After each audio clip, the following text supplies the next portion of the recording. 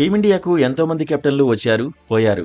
అయితే వారిలో కపిల్ దేవ్, సౌరవ్ గంగూలీ, మహేందర్ సింగ్ ధోని, విరాట్ కోహ్లీ లాంటి కొందరు మాత్రమే గొప్ప సారథులుగా పేరు తెచ్చుకున్నారు. వీళ్ల వారసత్వాన్ని కంటిన్యూ చేస్తూ రోహిత్ శర్మ కూడా టీంను అద్భుతంగా ముందుకు తీసుకెళ్తున్నాడు. ఈ ఏడాది పొట్టి ఫార్మాట్లో భారత్ను విశ్వ విజేతగా కూడా నిలబెట్టాడు.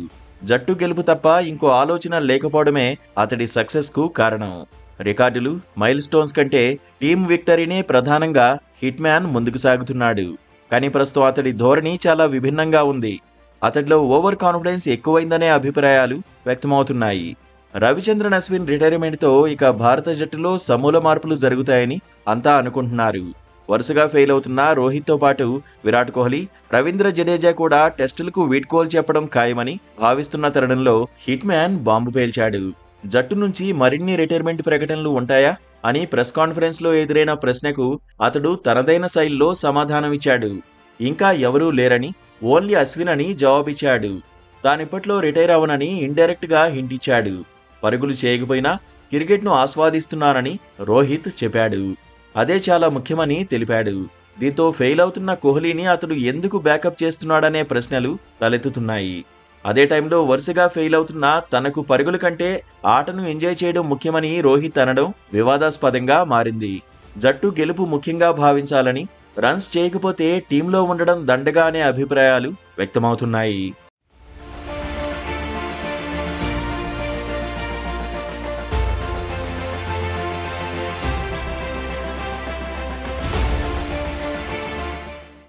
రోహిత్లో ఓవర్ కాన్ఫిడెన్స్ వచ్చేసిందని, తనను జట్టులో నుంచి ఎవరూ తీసేయలేరనే నమ్మకంతోనే అతడు అలా మాట్లాడుతున్నాడని సోషల్ మీడియాలో నెటిజన్స్ కామెంట్స్ చేస్తున్నారు.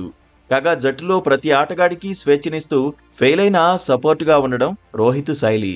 అయితే వరుస వైఫల్యాలు వస్తే మాత్రం వాళ్ల ప్లేస్లో ఇతరులకు అవకాశాలిస్తాడు. టీం సక్సెస్ కోసం అవసరమైతే తన బ్యాటింగ్ ఆర్డర్ను మార్చుకునేందుకు వెనుకాడడు. అలాంటోడు ఇప్పుడు జట్టును పట్టుకుని ఎందుకు వేలాడుతున్నాడు అనే ప్రశ్నలు తలెత్తుతున్నాయి. హిట్ మ్యాన్ టెస్టుల్లో దారుణంగా విఫలమవుతున్నాడు. గత 3 సిరీస్ల్లో అతడి బ్యాట్ నుంచి కేవలం ఒకే ఒక హాఫ్ సెంచరీ వచ్చింది. వయసు మీద పడుతోంది. జట్టు వరుస ఓటముల్లో ఉంది.